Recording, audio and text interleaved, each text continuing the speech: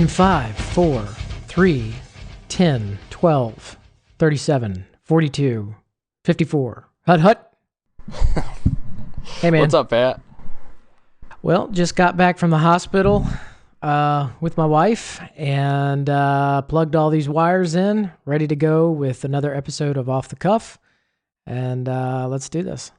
How's the wife doing? She's doing very well. She was surprisingly not nervous at all about the surgery that she had. She had what was called a, let's see if I can get this right, a discectomy and a fusion with a cadaver bone. So they went through the front of her neck, they moved the vocal cords out of the way, and then the doctor said they scooped out the old disc, or I don't know how it all works, but they scooped it out, and then they put in a cadaver bone, and then they screwed it all down and sewed her back up. She spent the night in the hospital. We both spent the night in the hospital. That's always fun. Then they let her go back home this morning. She's doing pretty good. She's sitting down, watching TV, laughing, having a good old time. Sounds exciting. Yeah. So she's been having a lot of neck pain over the past year, and it's just really, really increased over the past 2 weeks, and to the point where she wasn't even able to lift like a milk jug or anything like that. So this is hopefully a new turn in her life. She's had a rough go, as they say, over the past couple of years, getting Lyme disease, and then she had some other things going on, and then with this whole neck issue. Man, that is just tough time. By the way, great podcast with Jose. What do you think? Oh yeah, I loved it. I listened to it last night at the gym. It was leg day, so that was nice to take my mind off of leg day. What'd you do for leg day? I don't know. I hit a bunch of machines, leg presses, curls. I did some squats. I don't know what it was like. I call it abduction or something, where you're going in and out. So I had one where I was pushing out, the other one when I was going in, and I'm not interested in doing like 46 reps of 20 pounds. I try to do whatever my max is 3 to 5 times, like 80% of my max. Yeah, working on strength. Yeah, I'm not interested in being a bodybuilder. I don't really have the frame for it, so I'm just trying to get strong enough to carry dead animals around. Right on. Speaking of gyms and things like that, when I got out of training on Friday, I guess we should talk about that a little bit. I'm going to be doing only 10 days a month, 10-day shifts throughout the month now, and had to think about how I was going to work out. Because over the past couple years, I've been just working out at the training center at the gym every single day, well, Monday through Friday. And I have some stuff here at home. I put in a pull-up bar a couple years ago, and I use that a lot. And then, of course, I do a lot of prison-style workouts with cards and things like that. Yep. And then I bought some center blocks. I started throwing them around outside. Just built a couple different things, but man, I knew I was going to miss weights. So I got on Amazon the day that I got out of training and rewarded myself and pretty much purchased a whole new gym. So the UPS man is going to hate me. Oh, talk about burying the guy. Yeah, I got me a power cage and 230 pounds worth of rubber plates and, new Olympic bar and all kinds of stuff that's coming. Should start coming in today. Nice. He's going to hate me. I hope he brings a partner. Yeah, no kidding. He's going to need his helper that day. Or a bigger truck. I'll tell you what, doing legs last night was the first time since I've been back in the gym that I felt like I was going to puke. Oh, well, how are they today? Actually, I feel okay. I did a lot less weight on my leg presses than I thought I could do. I used to be able to do 250 was what I just played around with. Mm-hmm. And I did 150 yesterday, and I was like, man, I have gotten weak. Well, it's like the day after and like 48 hours after leg days, especially when you first get started, man, are they sore. It's like you can't even walk or get out of a chair or go upstairs and things. I was definitely a little wobblier than I wanted to be, but as long as nobody comes and tries to tip me over, I'll be all right. Yeah, I'm super stoked about my weights coming in and being able to do it all here. So here's what happened, folks. After 2 years of training, the fire division gave me a gift and allowed me to go back out to the floor. So I'm going to be sitting in that officer seat again. John Wayne in it. Congratulations. Welcome back. So super excited to get back out there and do what, this is what I got in for, to go out there and fight real fires. I love training, man. I love building that legacy and teaching people how to become firefighters, teaching firefighters how to be officers. I loved all that, but man, I want to get back up in that front seat and be going to some real fires and some real medical calls and just, trying to do what I signed up for, try to help people. Well, good. I'm glad you're back at it. I think the world needs you out there more than you can only train people for so long. You know what I mean? You got to get that talent back on the floor, so to speak. Yeah. I think everybody should go through training other people and teaching at some point in their career, because that's when you realize just how much you know or how much you've learned. And then actually while you're doing the teaching process, you're learning again. And so, man, it was a very valuable thing for me to go through and a hell of a resume builder, while you're there. It's like building on steroids. Because one of the things that you deal with, so much more, 10 times more than you do on the floor, is just conflict. Everything's conflict every day, whether it's conflict up, students to instructors, conflict down, instructor to students, or instructors to people above them, interjurisdictional conflict. Conflict can be anything from just, hey, we need to fix something on the schedule to something bigger than that, such as, violence. We'll just throw that out there. People get stressed out. They do strange things, and we have to step in and be a voice of reason. And we have to work as firefighters, but also as human resource people. And it's a very difficult job. But I think everybody who's trying to get better at the job that they do, no matter what it is, should get involved in training other people to do what they do. And it's a huge learning. I agree with that. I enjoyed working with, we call it N7 in the Navy, the training department. And whether it was making scripts or role playing or teaching in a course or sitting boards or whatever the case may be, the whole administrative side of it aside, it's a lot of fun to take young kids and teach them something that they didn't know, and then try to find the right way to teach it. What voice did they need to hear it from? So yeah, absolutely. Yeah, I liked it, but I'm really, really happy to be back on the floor doing what I'm supposed to be doing. So you had a pretty big week this week. Started with some yoga. Well, yeah, we went to yoga for the first time Tuesday night, and we did that, and I was pleasantly surprised. I expected myself to do well anyway, because it's pretty rare for me to walk into any sort of physical event and not at least hold my weight. There was only really one stretch I just couldn't do. It's just my legs are so damn long, I can't reach my toes all the time. Mm-hmm. And that's just sitting down on the floor and reaching out to the middle. And she's like, "Put your elbows down." I'm like, "Yeah, I don't bend like that." So that was fun. I really enjoyed it. Real relaxing. It was taught by a Hindu woman. And it was really cool. We walk in, she give you a hug, tell you she loves you. It was really neat.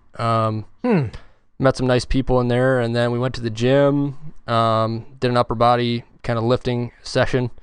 And I've been out of the gym for years. I've ran here and there, and I hunt and fish a lot, but it's not the same as, legitimate calisthenics or weightlifting. So what's got you going back?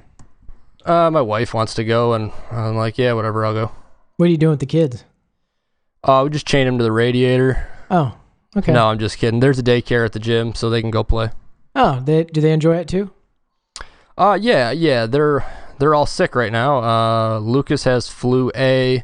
Lily got sent home as a precaution, and I had to pick up Jake early from campus care also. So it was interesting. Man, you can't catch a break. They were sick just a couple weeks ago too. They were, yep. They all had strep and pneumonia. I don't know what Jakey has, but they all got their flu shots. But it wasn't that long ago, so we'll just see how that goes. I don't get flu shots. I had enough injections in the Navy. I don't think I'll ever put anything into my body like that if I don't have to. I agree with you. I don't get them either, and Chris doesn't get them either. There's something wrong with the pharmaceutical company that makes money off you being ill, giving you something for free to put in your veins. Shady. Yeah. I just can't get with that. And maybe call me overdramatic, call me a conspiracy theorist, that's fine. But I tell you what, I got sicker when I got flu shots than when I didn't get them. Absolutely. Every time I got a flu shot, I got the flu. Yeah. No thanks. And they're like, hey, do you want to buy Tamiflu for your kids? And I'm like, no, that is poison. Yeah. And we're not holistic people. We don't like go out and make a corn maze salve and slather it on people's forehead. That's not what I'm saying, but I'm not putting Tamiflu in my body. You know what I do? I wash my hands. That's the easiest way to deal with it. Yeah, it's like that. They say it's like 90% of flu germs or whatever, or, you can just get rid of by washing your hands. And the flu shot isn't even that, for sure. And they're using the last year's flu virus from not even the United States, from what I understand, to not. Don't take. I'm an idiot. Don't take my word on all of those figures and numbers. I'm just telling you what I do. Yeah, I know the pros for me do not outweigh the cons, and so I'm not trying to advocate one way or another. I'm not an anti-vax guy. Me neither. It doesn't matter. You're gonna put what in your body you want. But I'm telling you right now, if one of my kids gets the mumps because of your kid, I'll headbutt you and your kid. Yeah. Right. So I don't mind if my kid comes home with the flu. I can deal with that. My kid comes home with the measles. It's going to get ugly. Yeah, no kidding. Especially when you find out who else has the measles at the school. The center that my wife works at and where my youngest son goes, there was a pamphlet that went around, and I didn't get it until it was well done and over with, that said that there was rubella. Okay. Was it rubella or what was the other? Rotavirus, one or the other. And I think it was rubella. And in the center. And I walked into the director and I said, hey, you mind to explain to me why I wasn't contacted about this directly? And she's like, oh, well, it was about a week ago. It wasn't in that room. And it is fairly well segregated, for lack of a better term. Each little room has their own little room. They're all kind of quarantined in their little areas, so kids don't escape. And they do so much better about that now these days than they used to. Like when I was in elementary school. They didn't give a crap back in those days. No, you just walk right out. Nobody even bat an eye. Like, oh, you must have went home for the day. Yeah, the doors would be open and everything. Got to keep the fresh air flowing. Windows open, no screens, and you could jump out. Yeah, you jump off the third floor, whatever, send it. So now they put them in all these little pods. Yeah, I agree with that. So I asked the director, and I said, have you publicly chastised these parents, or are you going to, or can you give us, the name of them and a picture, maybe their address? Have you social media shamed them? Can I go to their house and hit them with tar and feathers? Like, what do I got to do to make this, what I want it to be? And she just laughs, of course, because she thinks I'm kidding. And so that was interesting. And then Friday night, I drove down to, I didn't drive, I rode rather, firstly, Saturday morning, I had to get up at 6 in the morning, drive to Syracuse to the VA hospital to get an MRI on my brain. Oh, how'd that go? I don't know. They'll give you the results later. Usually takes a couple weeks. Yeah. Yeah. My doctor, I'm not going to name her, is so unbelievably cavalier and casual about her medical conversations that I look forward to hearing from her, but at the same time, I know that she'll hit me with brutality in a way that it'll catch you off guard. I wonder if that's because she deals with the military all the time. Like it's a different kind of customer base. She called me when I found out about my neck being all busted up, and she goes, hey, Zach, it's me. And I'm like, hey, Doc, how are you? And she goes, good, just want to give you a call. Got your x-ray back. Saw your neck. Your C3, 4, 5, and 6 are all destroyed, so you're going to need to work on that. Other than that, I hope you have a good day. We'll catch up with you later. Bye, and hung up the phone. Jeez. And I'm like... way to sugarcoat it. I'm just sitting there going, looking at the phone. Okay. And then I, of course, you get calls from other doctors. They're like, hey, you need to go to this appointment, that appointment. I can't make all of them. I don't have the time in my schedule, but they wanted me to do traction therapy, and ultimately I'll get there, but I don't have the time at the moment. So they had Chris do traction therapy. She did it one time, and she thought it destroyed her.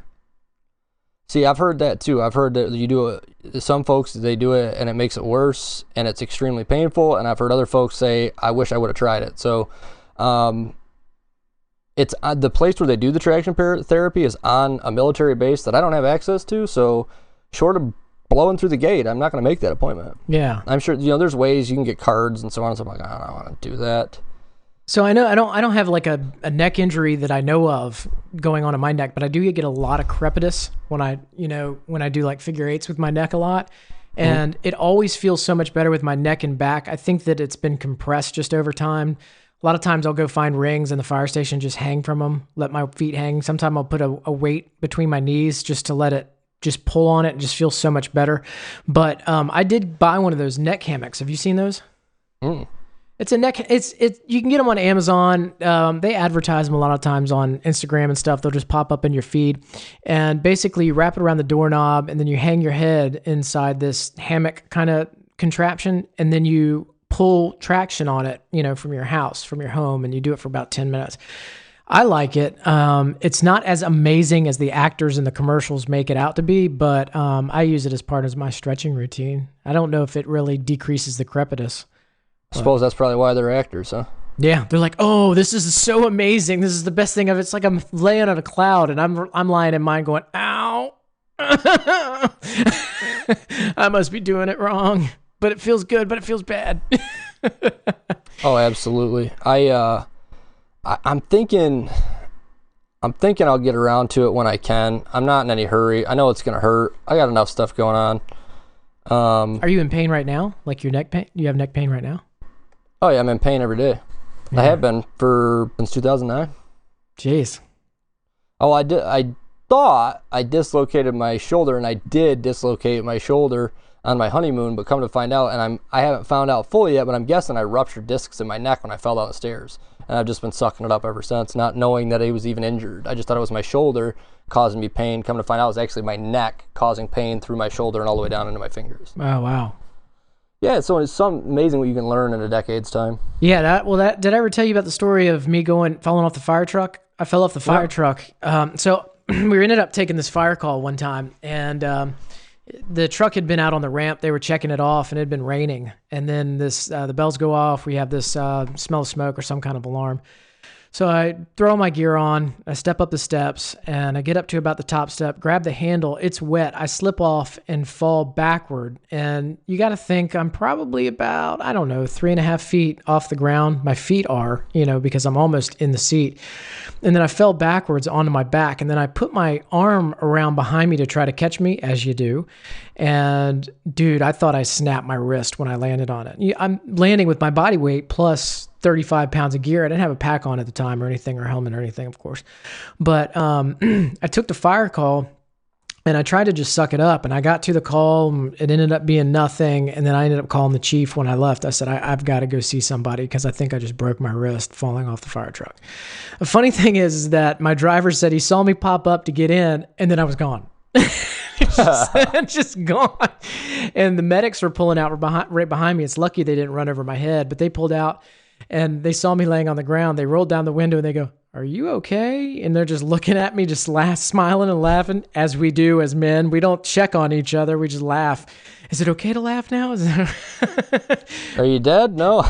Loser. So anyways, I went to have it x-rayed at this clinic, and they come back and they say, well, it looks like a sprain, but you didn't tell us you had broken it before. And I said, what do you mean I've broken it before? She goes, well, obviously there's an obvious break here in your wrist that is healed.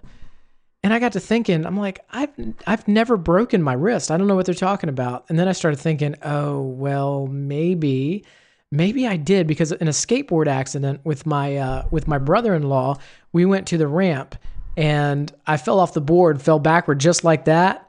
And it was in the middle of a camping trip. So I didn't go get checked out. So I just, stood up and just held on to it for the rest of the weekend. But apparently I broke my damn wrist. Oh, that's great. And didn't even get it checked. That's awesome. Hang on a sec. Just said, what's up, buddy? When will you be done with your podcast? Right about the time that I'm done. Why? What's up? I need a screwdriver. What? You need a screwdriver? For what? Which gun? Oh, this is staying in the podcast. The blue one. The blue gun? What's wrong with the blue gun? So, remember when we went to the store with Demetra and Ralph? Yep. When we got the blue gun. Mm-hmm. And then when the gun had the batteries, you shot me in the eye with it. Yep, I sure remember that one.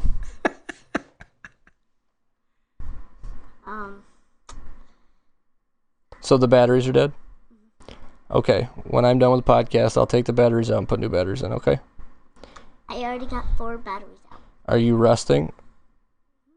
I just got them out. Don't be up running around. You got the flu. Remember, we talked about it. You can get very sick. Okay? Go downstairs and rest. Watch some TV. Get a drink if you need one or a snack. Bring it up to your room. Don't tell Mom. Okay, hug. Okay, love you. See you in a bit. And now you have the flu. Probably. So, sorry about that. No worries. Parenting. Yeah, he's real into his Nerf guns, and a buddy of mine and I took our sons out one day. I had some puttering around to do, nothing special, and the boys wanted to play, and they're getting antsy and restless, and I'm like, if you just be patient, it'll be worth your while. They're like, oh, we don't want to be, I'm in like Gander Outdoors buying hunting stuff. I'm like, I got to get these shells. I got stuff I got to do. I said, you wanted to go. Now you're here. Now you're whining. So he finally stops whining and he calms down. I take him into Walmart and I walk past the toys and I go puttering around doing other stuff. And of course it's agony, and for him anyway. And then I walk the boys over to the Nerf Guns aisle and I'm like, pick whatever one you want. You each get one.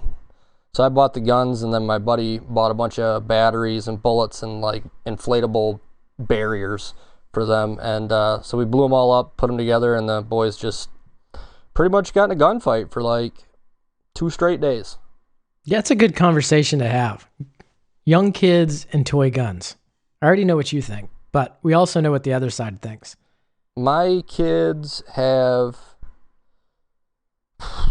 20, 30 Nerf guns, something. All sorts, different sizes, shapes. I don't mind. They know better. There's no... The firearms in my house are demystified. They know what they can do. They've seen what they can do. They know better.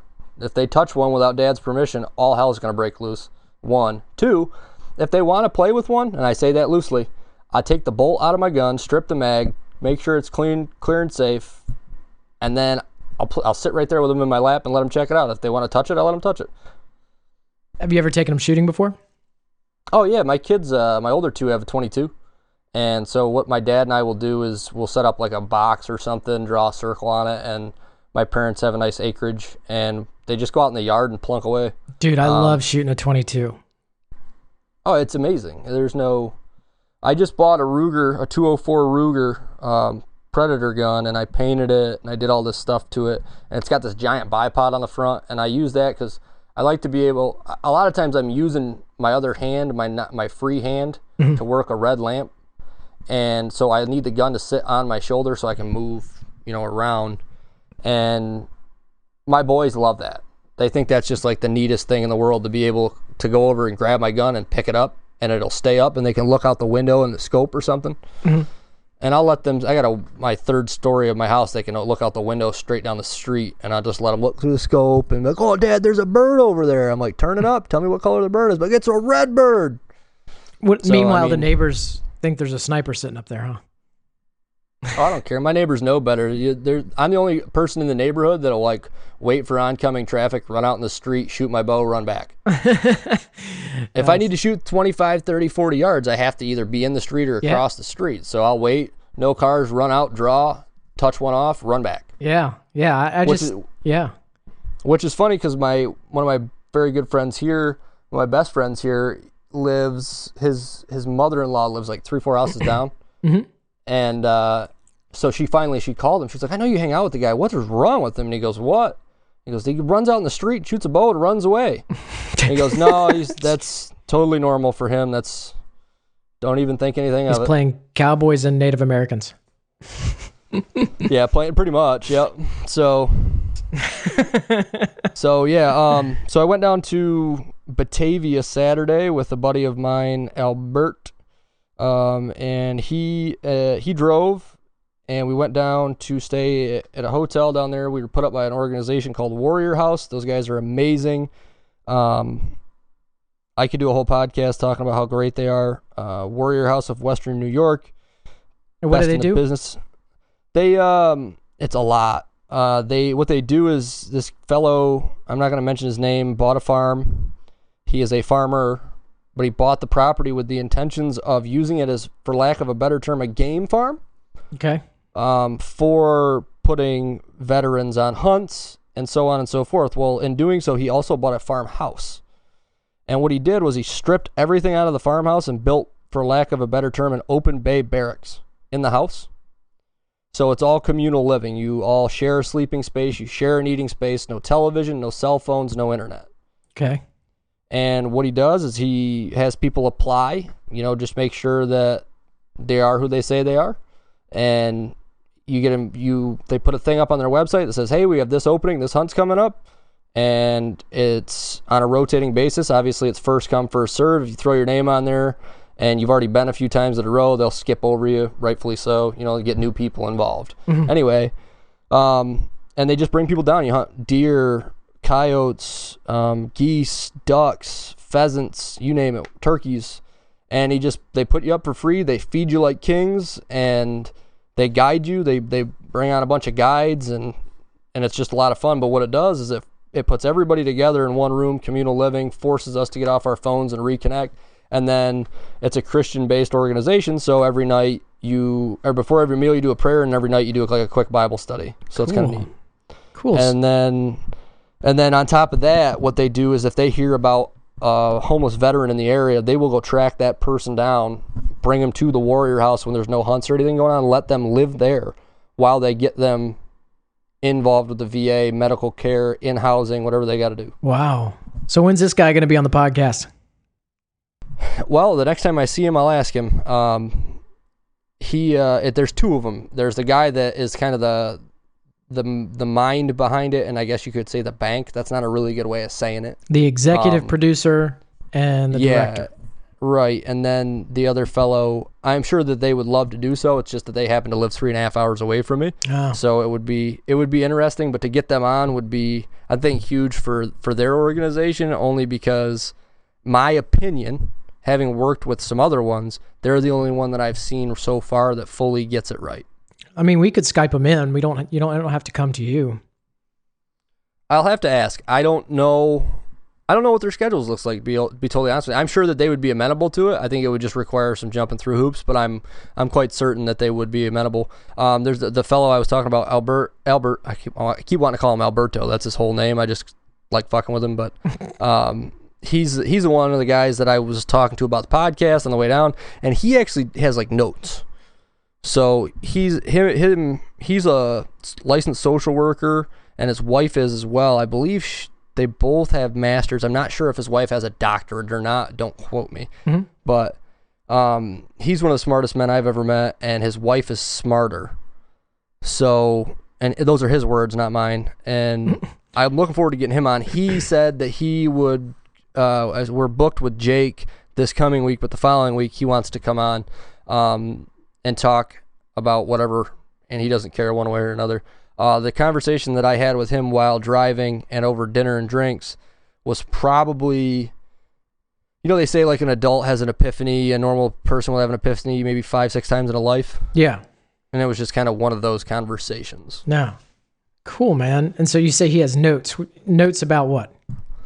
Well, he was really interested about what we had to say on the first podcast, and then was wondering about the direction going forward, because we went from talking about issues of PTSD and so on and so forth and helping other people straight into interviewing guests and going, kind of taking I don't want to say a detour, but like different avenues. And I explained to him that we're trying to be a broad brush stroke, not a thin line. He mentioned that it would definitely be worth revisiting the PTSD and mental health, happiness, and inward reflection portions. Oh, absolutely. And hammering those hard. Absolutely. I mean, that's part of our goal. We're basically, we want to talk to everybody. Well, not everybody, but we want to talk to a broad spectrum of people, try to dissect what they're doing in their lives, active people, and talk to also people who are dealing with different types of adversity. You and I sort of live a PTSD life in our own way. And so we have an understanding of that. And sometimes I think what we do is we just think everybody else does too. So who would be interested, right? That's fair. So, but that kind of does us a disservice too. Now we did have the cyclist that's cycles for PTSD. Oh yeah, Chris. Okay, so Chris, he wants to be on the show, and I assume we're going to be spending some time with PTSD on that show. And we'll spend time probably on Off the Cuff, just talking about our own weekly issues and weekly demons that we're trying to exercise and things like that too. But yeah, it'd be great to have that guy on the show, Albert. Yeah, I'm looking forward to getting him on, and I'd like to have him on multiple times because this is a fellow that he's able to reach me with language in a way that others are not. You meet a lot of people that are academic. Mm-hmm. Albert flatly said, look in the mirror and take ownership and stop being a little bitch. Okay, I like him. So, and not because I think you're a little bitch. I just like people who talk like that. That's why certain people. So like, I like motivational speaking, right? Like I'm into Les Brown, Zig Ziglar. I like listening to their stuff. But when people like Cam Hanes and David Goggins came out and they're like, quit being a little bitch, you know? And it was like, finally, somebody's speaking motivational language that I can understand. So I was talking with Albert about all my recent studies and wanting to understand Eastern philosophy. I wanted to understand the causal relationships of the world and the philosophies of it and then apply it to my life. And he said, you're doing it wrong. And I said, what do you mean? And he goes, you're not fixing yourself first. You're trying to put a Band-Aid on a broken wall. He said, so we get to talk and we're talking about childhoods and my perception of myself. And he says to me, he said, I don't want to mess this up because it would not do justice to the kindness of his words. He said to me,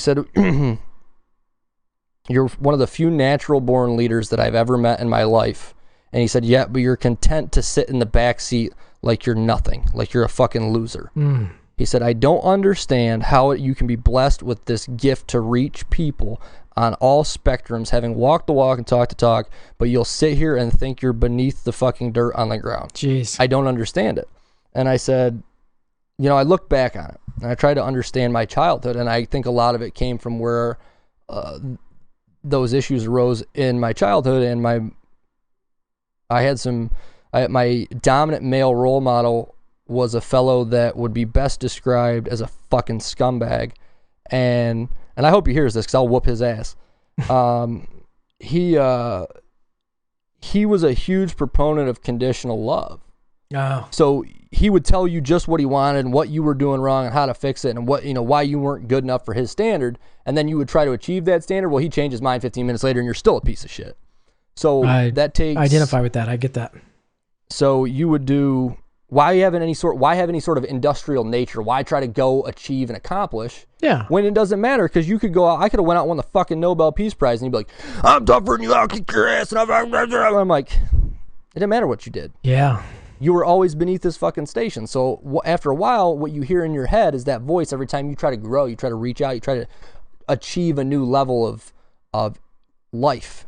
What you hear in the back of your head is that voice. Well, that ain't fucking good enough. You're not good enough. You're a piece of... Who do you fucking think you are? And so after a while, and this is what Albert explained to me, these aren't my words, that becomes your voice. Yes. That's your own voice. Mm-hmm. So now if I want to go do something and I hear it in my head, I'm like, well, it doesn't fucking matter. You're nothing anyway. Yeah. Why and so when it came down to it at the visceral level, he's like, why won't you step up and lead? Yeah. Why won't you be a leader? He said, and it came down to me, for me, is that as in my own internal voice, I don't perceive myself to be of value enough to take that leadership role, which is why when I was in the service, I was always hesitant and bashful about being in leadership positions, and I was always self-deprecating while I was in those positions because I didn't feel like I deserved it, despite the fact that I was probably more capable than anyone else in the room. I can look at you right now and say, we can be anywhere. I'm like, I can fucking do that guy's job better than that guy. But at the same time, when it comes time to back that up, in my mind, that inner dialogue, fucking brutal.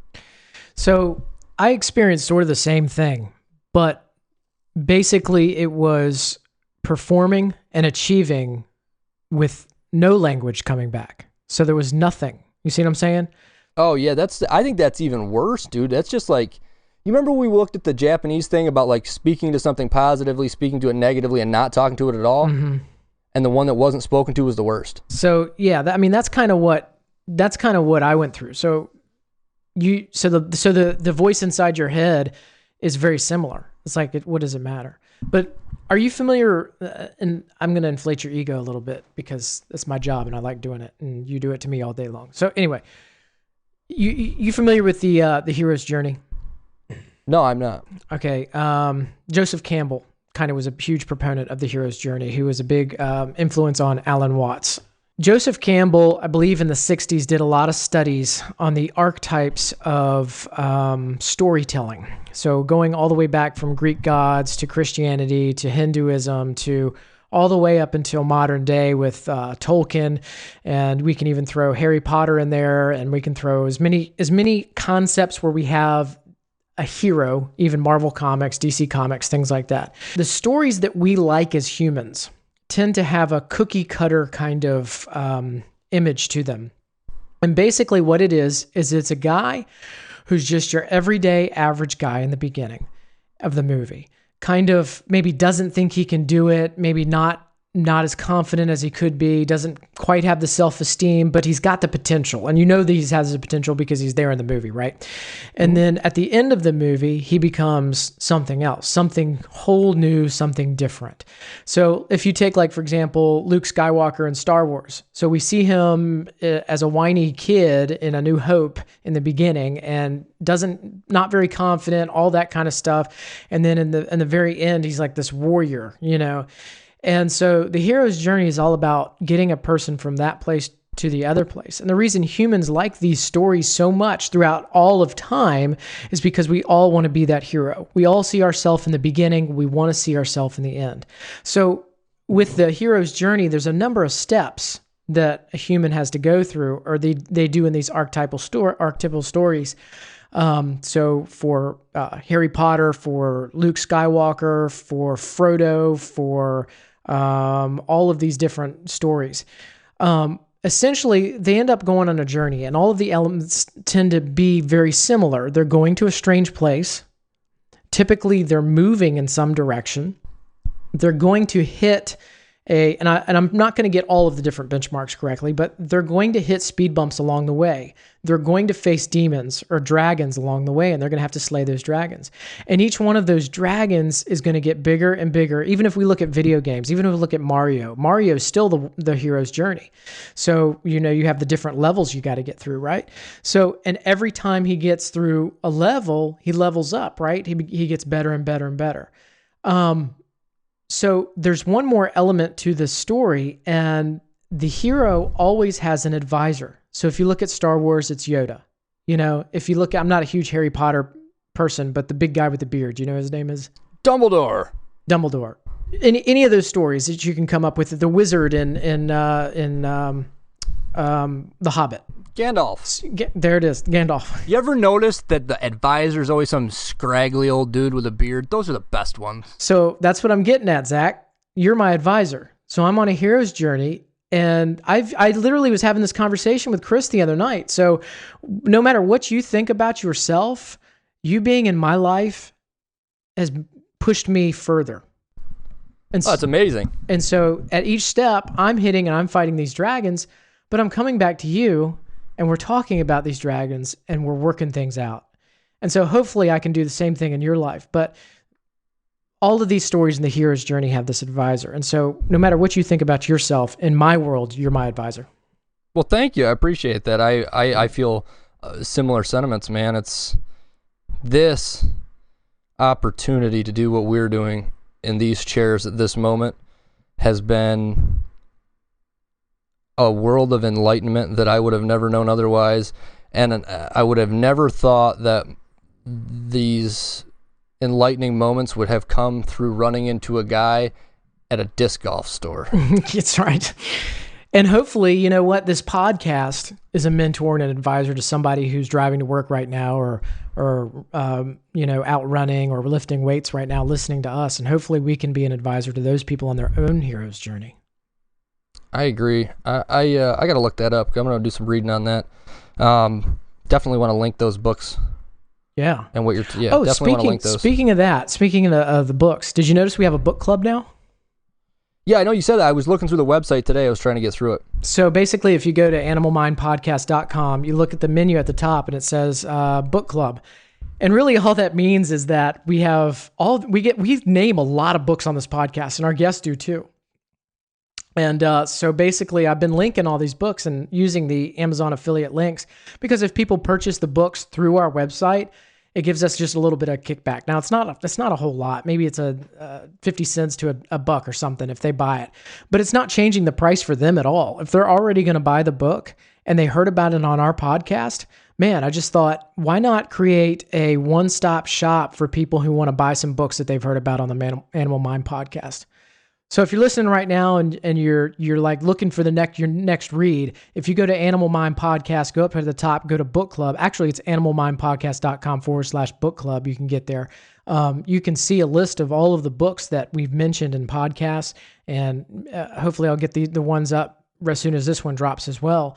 And they're right there for you to buy. If you're going to buy them anyway, it really helps us keep the podcast going and growing.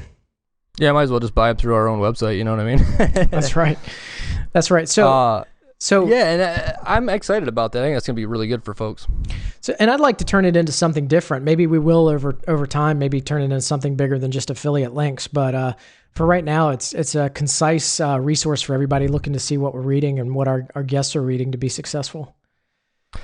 I know that through this podcast and through conversations with like-minded folks like you and Albert, a friend of mine, Ken, my buddies Raf, Binsky, it's given me the courage to do some things that are not outside of my skills, because I'll do anything if I want to, but it's given me the courage, for lack of a better term, to actually do them. I've always talked about doing certain things and never done them. One of those things being, I'm gonna go do an open mic night, stand-up comedy. Are you really? I'm just gonna go give it a go. I haven't told anybody. My wife doesn't even know that yet, so we'll find out how that's gonna go. I love the fact that you're going out and doing a whole bunch of brand new stuff so that you can come back and talk about it on the podcast. Maybe maybe that's not your ultimate goal, but as a content manager, I'm like, yeah, go out and do some more stuff. So I'm doing that. I've written some jokes. You got to have like at least 5 minutes of material. I haven't timed myself, but I definitely have at least 5, probably more. I've only just scratched the surface, and everyone that I've read at least a small portion of the jokes to laughed like it was the funniest thing in the world. I just did it the other day, in one of my classes. The professor had to leave to go help somebody register for a class. So I'll be back in 15 minutes. So everybody's sitting there in silence playing on their phones. So I stood up and I said, does anybody in here like stand-up comedy? And of course everybody's like, oh yeah, it's great. I said, all right, I got a couple of jokes I want to run by you guys to try them out. So I read through my notes, picked a joke, ran all the way through the joke, and I mean, like snot and boogers tears. So I was like, all right, well, I guess awesome. So that joke was a banger. All right. So that was cool. I'm going to do that. There's a community theater here. I've never done any acting, but I'm going to just go ahead and audition whenever they have their next show out. I was like, you might as well just give it a go. Worst case, they're going to be like, yeah, you can be tree number 2. Yeah. You're my hero. But I want to see the process. People seem to like it. And so there's probably something to it, and I want to give it a go. Going back to the gym, that's really not my thing. It never has been. Not for any reason other than I was always mired in a lot of hopelessness. So every time I tried to accomplish a goal, I would get, knocked back down at home. So I just never bothered to pursue that. Mm-hmm. But now I've kind of grown into myself, and I don't have to give anybody permission to make me feel bad. And I don't. So now when I go to the gym and some meathead tells me, oh, your form isn't right, or they look at you funny, I'm like, fuck you. Like, I'm just going to do this shit. It's hard, it hurts, and I enjoy it. So I got my little Bluetooth headset on. I listen to our podcast, or I listen to, Me First and the Gimme Gimmes singing Rainbow Connection, but punk rock, and just kind of getting my moments, man. It's fun. Did you read my 10 bullets on things I learned last year about working out? No, I haven't read that one yet. When did you put that up? Basically, I just posted it on Facebook before we started the podcast. It's one that I want to do for our 10 bullets segment eventually, if one of our guests doesn't necessarily have 10 bullets for them. I'm kind of holding it on reserve, but I might just go ahead and throw it up on the website so that people can read it, especially since we mentioned it in this podcast. But definitely take a look at that. You should do the next time we do off the cuff. Well, let's talk about that, and then we'll talk about our normal shit that we talk about. Whatever, just shoot the bull, and then we'll talk about them. And because I have questions, I don't know what the hell I'm doing. I'm going to the gym and I'm picking up heavy stuff and I'm putting it back down and I'm hoping for the best. Yeah. So it would be nice to be able to hear somebody's perspective who's seasoned. Yeah. And then that way I can ask dumb questions and actually learn something, so I don't walk into the gym and continuously do things with a good heart but the wrong understanding. Awesome. Next week for Off the Cuff, we'll do Off the Cuff / Pat's 10 bullets on working out, and then we'll just talk about working out, man. Down. I'm down. Yeah. Well, man, I'm so excited for you doing all that new stuff. That's so awesome. And I'm excited for content too. I'm just I know. I'm just trying to live, man. I felt like for the longest time I got stuck in like a lot of like roles, sailor, intelligence professional, father, husband, blah blah blah blah. And I'm finally to this place where I'm like, I don't want to do that. Yeah. I'm trying very hard to figure out who Zach is and be that guy all the time. And Albert said to me in a way that made a lot of sense. He said, you are going to try and try and try every day to make sure that you're being you. And then one day you're going to wake up and you won't have that thought anymore because you're just living it. It's like I was talking about on the last podcast with Jose, the ring of self, the ring of shame, and then the ring of disguise wrapped around it, trying to dig through all that. And I'm trying to do the same thing, man. I think we all are, whether or not we want to admit it or not. But hey, when are you doing open mic? Do you know? Do you have a date? No.